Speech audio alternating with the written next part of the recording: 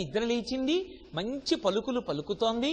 స్వామి, నీవు కూడా నిద్రలేచి భక్తులను అనుగ్రహించవలసినది అని ఆర్తితో ఆవిష్కరించినటువంటి శ్లోకం కాదు. కాదు, యథార్థమునకు భక్తి జ్ఞానములనేటటువంటి రెండు రెక్కలతో ఆకాశ్ అంటే విష్ణుతత్వమునందు నిరంతరము విహరించేటటువంటి పక్షిస్వరూపము కలిగినటువంటి వారు నిరతిశయమైనటువంటి భక్తి కలిగిన భక్తులు. అటువంటి భక్తులొచ్చి దేవాలయ ప్రాంగణం ముందు నిలబడి ఆర్తితో స్వామి సుప్రభాత గీతికలు పఠిస్తున్నారు. నిద్రలేచి వారిని అనుగ్రహించవద్దా అని ప్రేమతో పిలిచినటువంటి శ్లోకం ఈ శ్లోకం.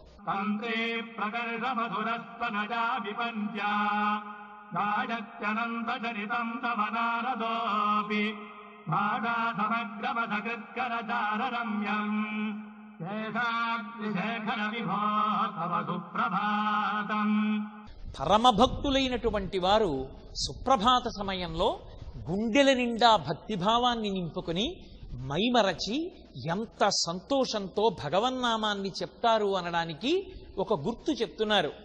మహతీ అనబడేటటువంటి ఒక ప్రత్యేకమైనటువంటి వీణని తన చేతితో పట్టుకుని కేవలముగా భగవత్ సంబంధమైనటువంటి కీర్తనలను కూర్చుని పలికించడం కాదు, ఆ నిరాధారమైనటువంటి ఆకాశ మార్గంలో ప్రయాణం చేస్తూ చేతితో మహతీ అన్న వీణ పట్టుకుని ఆ వీణ మీద భగవన్నామములను పలికిస్తూ వంగి తన శరీరాన్ని అటూ ఇటూ ఊపుతూ పరమ సంతోషంతో ఆ భగవన్నామాన్ని భగవత్ కథలని కీర్తనలుగా ఆలాపన చేస్తూ పరవశించిపోతున్నటువంటి నారదాది భక్తులు స్వామి నీ ఆనందనిలయ విమానం దగ్గరికి వచ్చి నిలబడి ఆ వీణ మీద భగవత్ సంబంధమైన కీర్తనలను పలికిస్తున్నారు.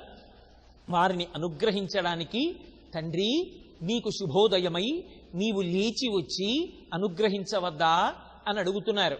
అంటే మనకి అంతర్లీనంగా ఈ శ్లోకంలో ఒక విషయాన్ని ప్రబోధం చేస్తున్నారు.